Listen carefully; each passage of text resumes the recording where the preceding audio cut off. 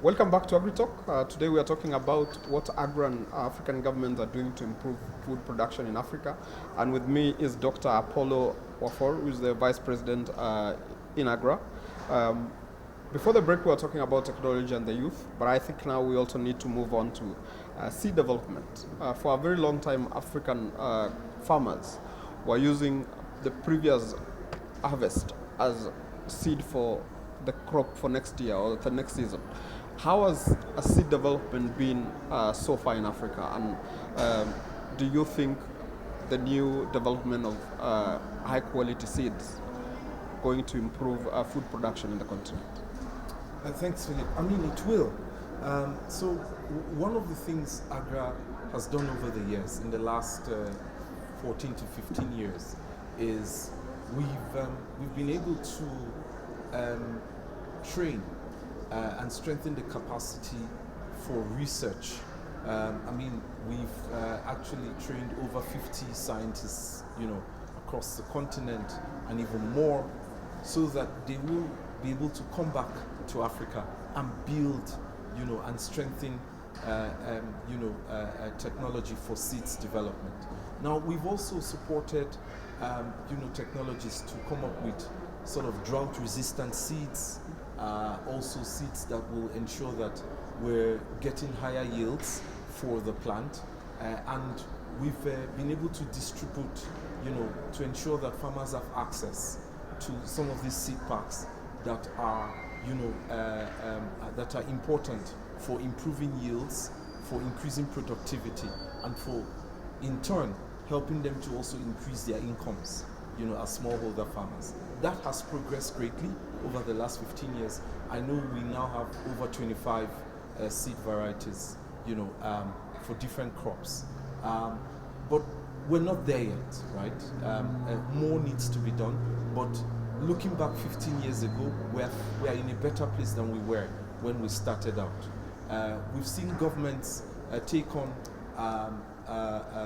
more of these seed varieties.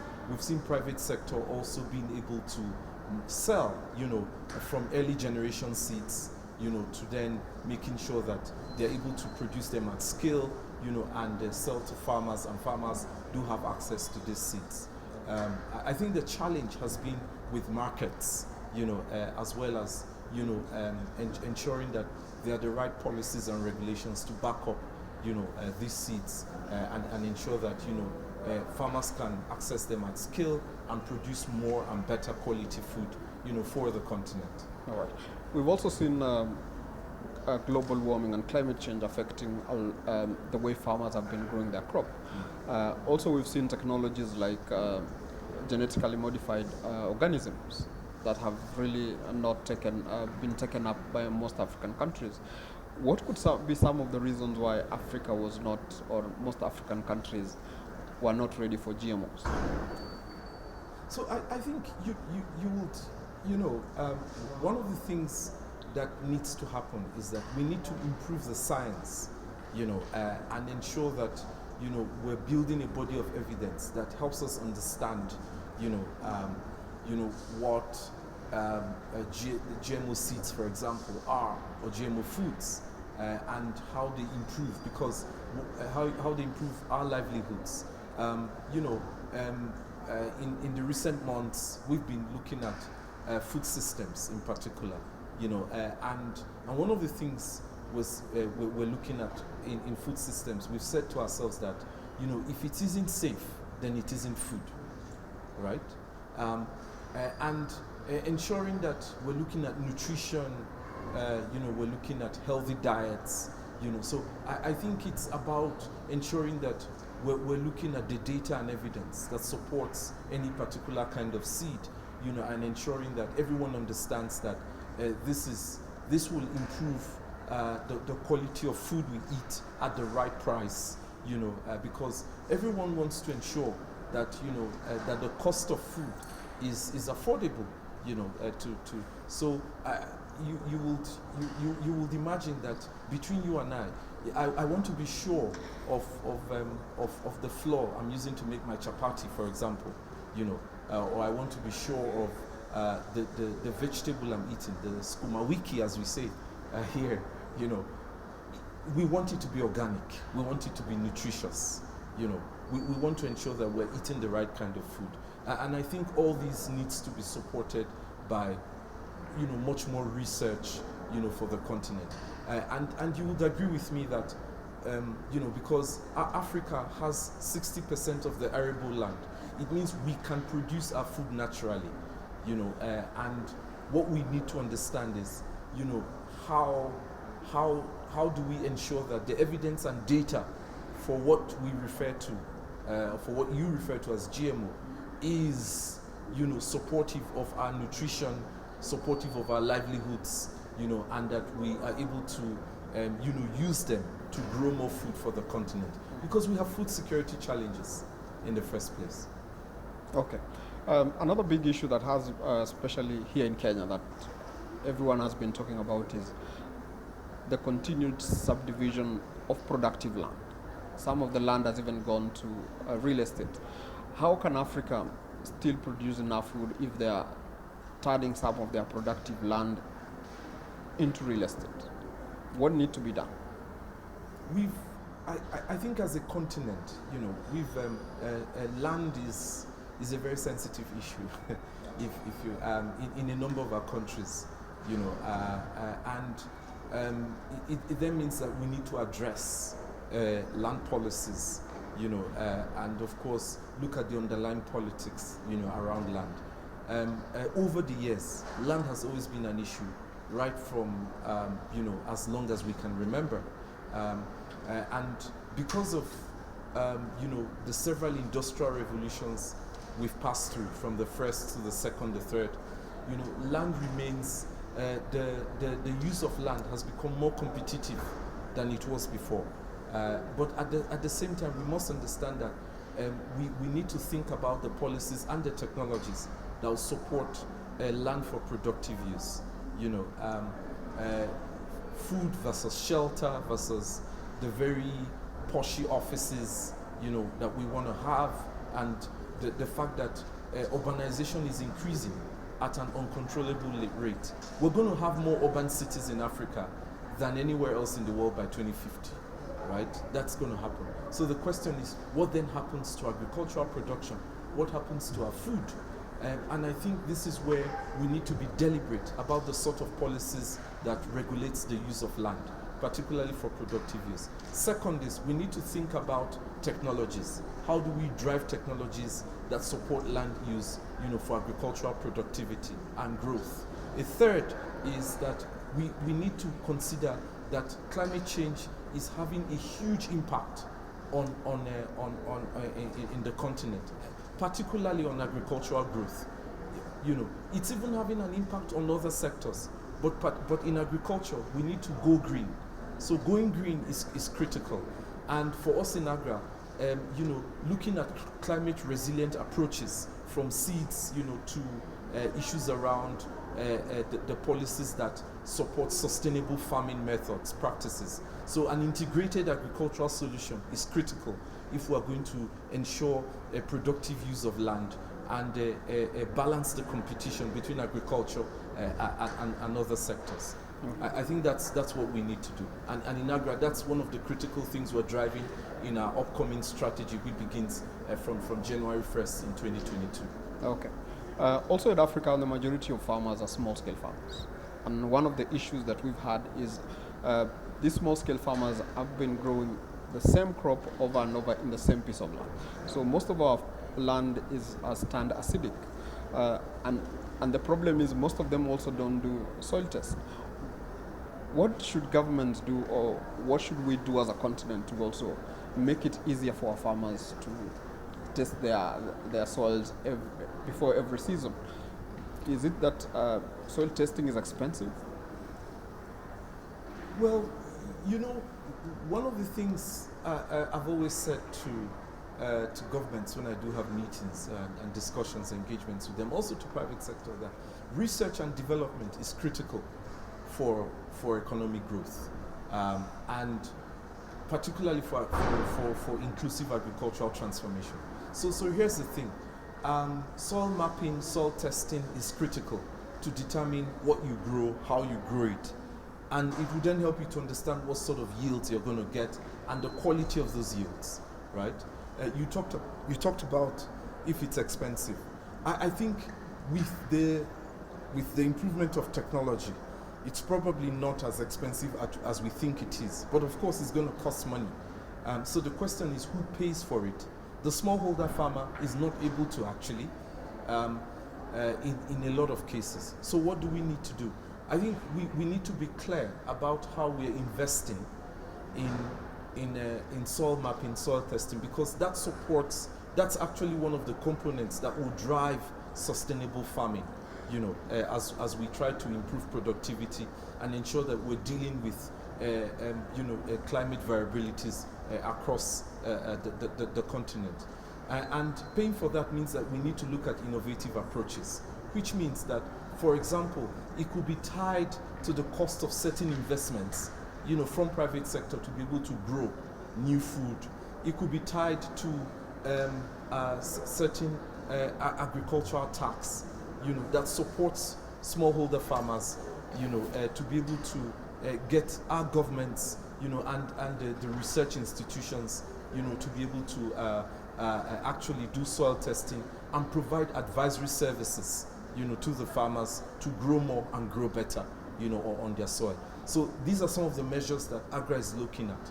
We're also looking at the fact that, like I earlier said, we've invested in strengthening the capacity of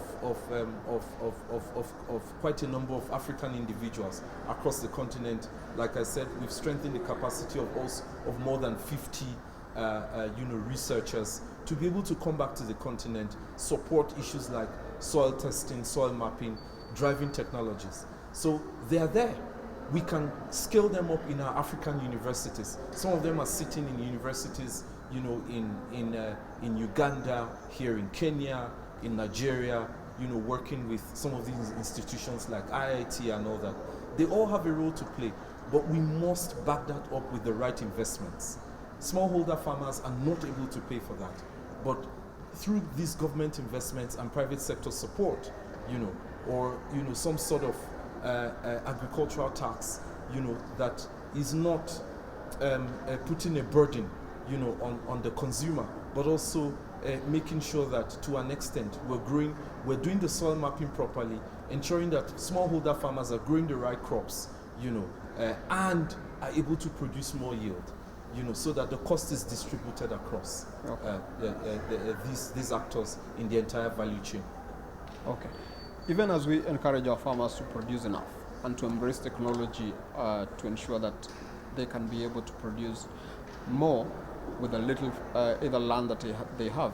The other problem that African farmers have always faced is most of them sell their crop in their raw form, which they don't really add value to it. So they still fetch very little amount of money at the end of the season. So what else does African countries or the African continent need to do to help these farmers add value to some of their produce so that they can also fetch a premium at the market? So one of the things that needs to happen is we need to look at the entire value chain of a crop. So for example, you're growing the maize, and the farmer, the smallholder farmer, as far as he or she is concerned, I've grown my maize, how much can I sell for, and then, I need to then buy more seeds, send my kids to school, and all that. So that's what we need to create more awareness for the smallholder farmer to understand the value of what they are growing. That the maize they are growing is not just going to end up as maize. It's going to end up as the flour meal that you eat on the table. Whether you want to call it the nsima as it's called in Malawi, or the ugali as it's called here in Kenya, or as the fufu as it's called in the Western Africa region. That the value of that maize they are growing is so important that they need to be part of getting more incomes, for what they grow, and we then need to look at our local industries. What sort of incentives are we using to drive the growth of our local SMEs who are processors, you know, so that we're having more value for what we grow, you know, and this may this may be in the form of a consortia, you know, or you know, whereby you're bringing the farmer to the aggregator, and then to the off-taker, then to the processor, to the market, you know, that sort of consortia, which is similar to what AGRA has been driving in the last 5 years, you know, to ensure that there's more value for what we grow, and that we're not just selling off raw materials, if you want to use that phrase, but we're selling value, and we are getting the best out of it, you know. So what sort of policies are we using to support local processors, agri-processors, who are able to process these crops? What sort of de-risking instruments are we able to institutionalize, you know, so that banks can give loans more to some of these local industries, local agri-processors, you know, to grow their industries and pay back, you know, in a way that's reasonable, you know, and ensures that across board we're building homegrown support, we're creating more jobs, you know, and we're driving agricultural transformation in a manner that's, you know, supporting African companies, African processors. We're supporting our smallholder farmers to have more value for their food, and that we're ensuring that what goes to the market is African, you know, and that people are eating, you know, what's produced in their land. You know, there's this phrase we've always used. We said, grow what you eat and eat what you grow. Okay. So there's also one question that I'm always asked every time we talk about AGRA. And because AGRA stands for Alliance for a Green Revolution in Africa, does it mean only AGRA supports crop farming and not livestock rearing? Because when you talk about the green, it seems you're ignoring the livestock part. Not at all. We probably don't look at livestock, but we don't do livestock in its sense, but we actually support that. So we know that there are other institutions who are very good at doing livestock, and this is where we drive partnerships, right? You know, so even some of the crops that are grown are not just used by humans; they're also used by livestock. You know, from the poultry farmers, you know, to the cows, you know, and all that.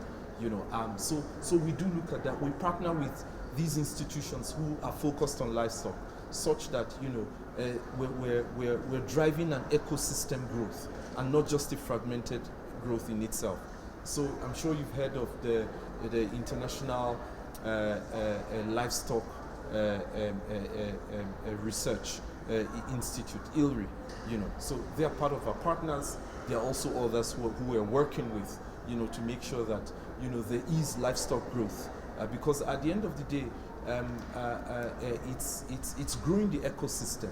It's ensuring that, you know, that these livestock farmers are able to have access to some of these crops, you know, that are used to support their livestock, to feed, you know, their livestock, and as well, in turn, you know, are able to support, you know, the crops that we grow differently, and increase yield for everyone to have access. Okay. AGRA also organizes what we call the Alliance for Green Revolution Forum every year in different countries. Tell us a little bit about AGRIF and why was it established in the first place? So AGRF was, you know, set up to actually achieve scale in some of the proof of concepts, you know, that have been done. So AGRF is actually not an AGRA thing, as some people think it is. It's actually an ecosystem of partners. You know, it's the African Green Revolution Forum, of which AGRA is part of. So it's bringing governments, private sector, smallholder farmers, companies, development partners, you know, like IFAD, the World Bank, the African Development Bank, you know, governments across our continent, as well as, you know, private sector companies, to come together and to look at what's going on in the continent as far as agricultural transformation is concerned. Where is it happening, and how can we pull all our resources together to achieve this at scale and ensure that we're transferring technologies, we're able to transfer new ideas, we're able to ensure that markets are opening up, and we're improving food security within the continent, right? So the Green Revolution Forum, for example, one of the things that will be happening at this year's AGRF, which is being hosted, thankfully, by the government of Kenya, is that we're going to have deal rooms where a lot of governments, a lot of investors will be coming together to look at investment plans, the flagship programs that some of them AGRA has designed to actually drive investments in certain areas, which could be in a certain value chain like rice that we're driving in Burkina Faso, or the flagship that we're doing here in Kenya, to actually drive technologies for agriculture, or is it the flagships that we're doing in Malawi, for example, to ensure that we're increasing the number of youth and women who are able to become employers of labor in the agricultural sector. So these investment plans bring together all this, the investor and the investee, and other interested parties to say, here's a plan. This is what's going on in Kenya, for example. You can invest in it and expand. And the government is able to say, we're inviting you as investors to come and invest in our agricultural sector. And this is what you're going to get as the return on investment. And this is how many people who are going to benefit from it. These are the number of jobs that will be created.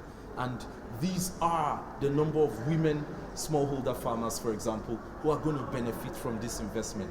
Please invest with very clear data and evidence, very clear plans, and very clear results which have been mapped out, within a given period of time.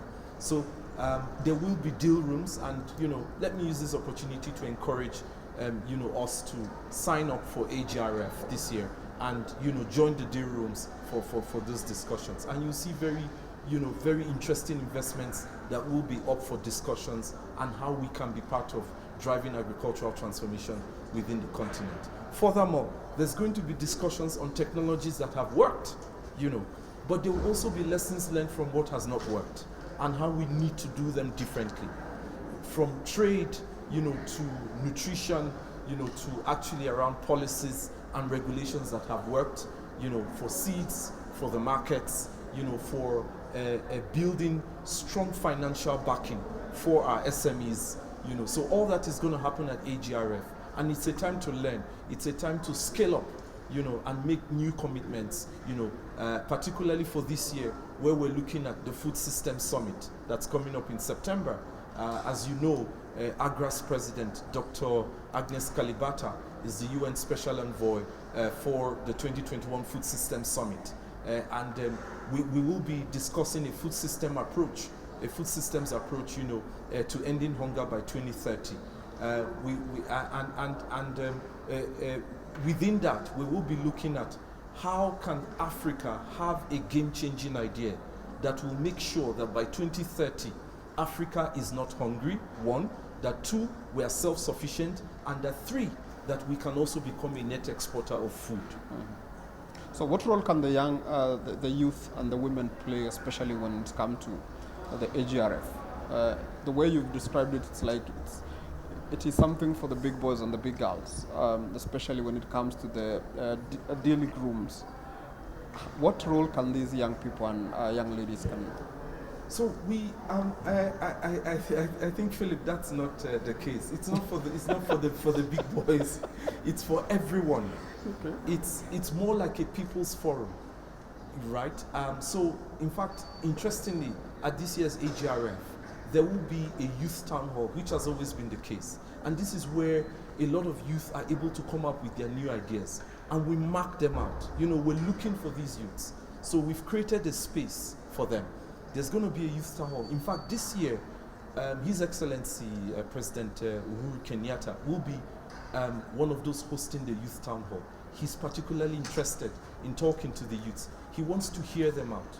Other presidents from other countries want to hear them out too. So there's going to be a huge hype around that.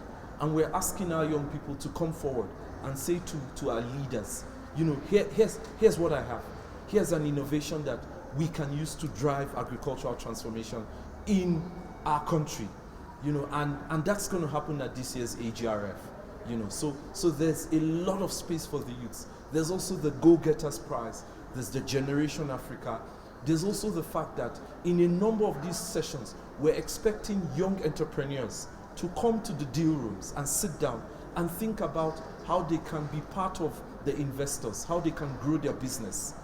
Come and talk to us. There'll be lots of people, wanting to talk to youth entrepreneurs, the African Development Bank, IFAD, FAO, everyone will be there. They want to hear from young entrepreneurs because that is Africa's future. And the future is now. So we're asking all the young entrepreneurs, agripreneurs, please come in. There's a lot of space for you to engage. Okay. I'm sure a lot of young people are listening to you and they may really want to come for to the AGRF that will be happening here in Nairobi. Maybe you can tell them again where they can sign up for AGRF. So please sign up at just Google the AGRF, or you could do www.agrf.org,